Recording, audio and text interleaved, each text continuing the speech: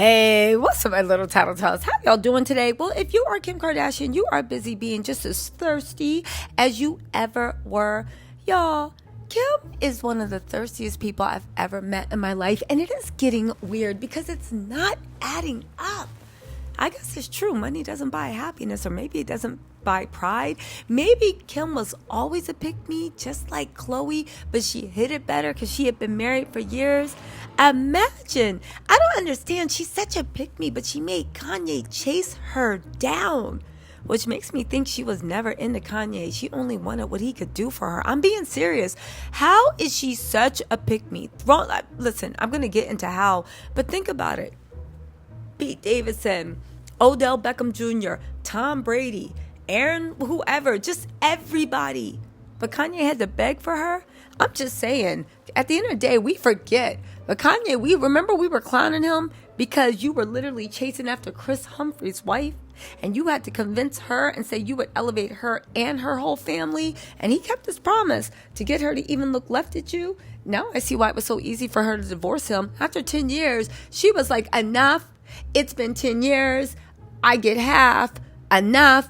I got all your contacts. Mommy, can I leave? And Kris Jenner was like, go ahead, doll. And then it all fell apart. Get this. Kim Kardashian and Tom Brady were laughing and flirting together and bid on multi-million-dollar painting.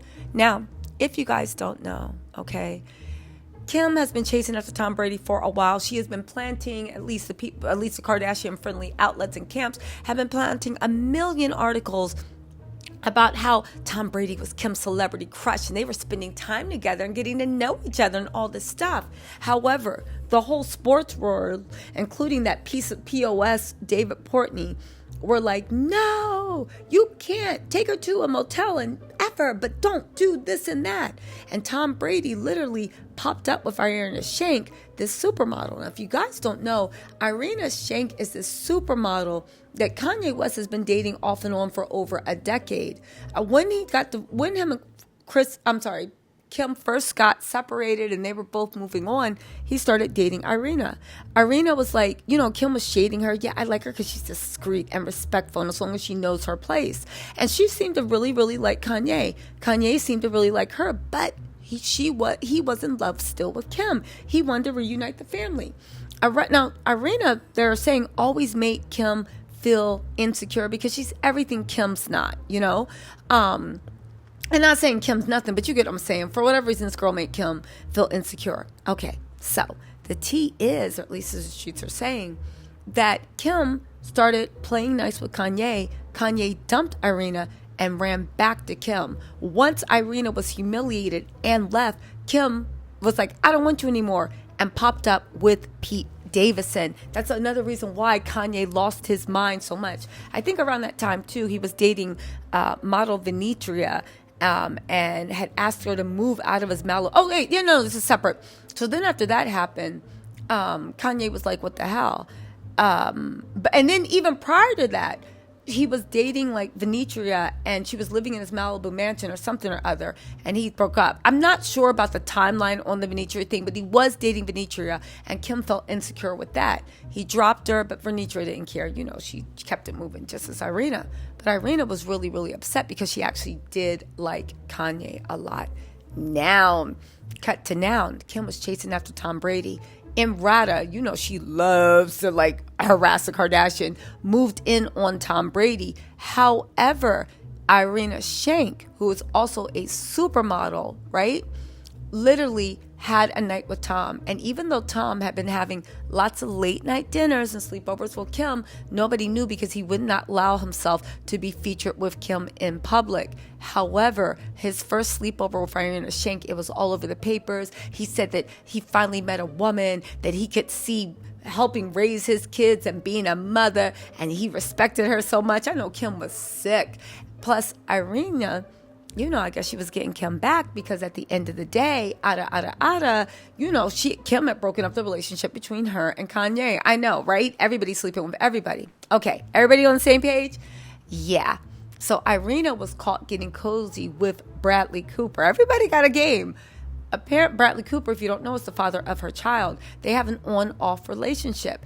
Irina then released a statement saying she's having fun with Tom, but she fully intends to reunite with Bradley Cooper one day. I know, all I heard was, I don't know what you heard about me, but I'm a P-I-M. That's all I heard, right?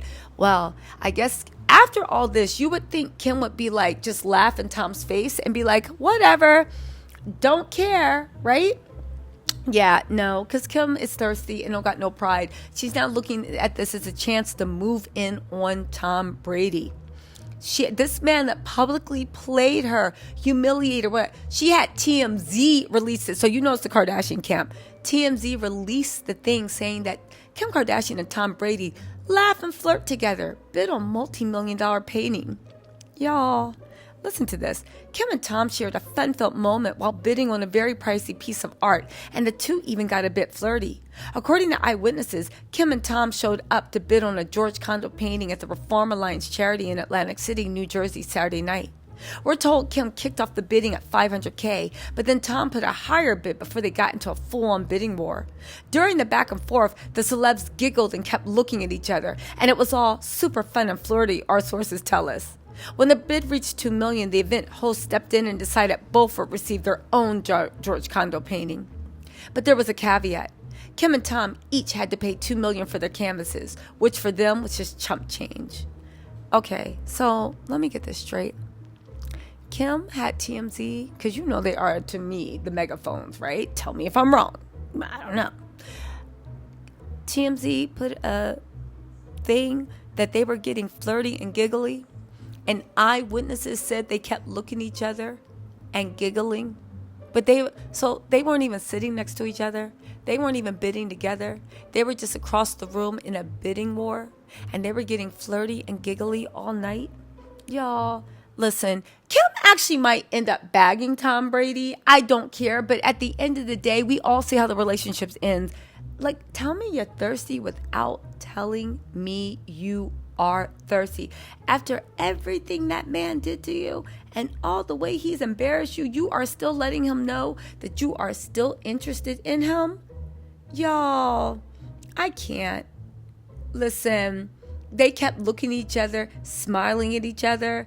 Is this the best you can do, Kim Kardashian? The fact that he smiled and giggled, we all know that he's good for a giggle and a tickle when the lights are off. We all know he was happy to stand by your side and be your man when nobody was looking on his South Florida mansion. We all know that. Kim, the goal is to get him to stand by your side like Timothy Chalamet and Kylie, like Bad Bunny and Kendall. You know Kim is going through it. You know she is. Like, you are more single than Khloe, because Khloe got a man, that half a piece of 1/8 a man living in her house. And again, don't get me wrong. It doesn't matter to me whether somebody got a man or not. Don't misunderstand me. But to Kim, who literally prides herself in being a relationship girl, and her brand is around being the most desirable, you know, and you can see by the way Kim talks, she really honestly thinks she's the most desirable. You know this has to hurt. Hurt.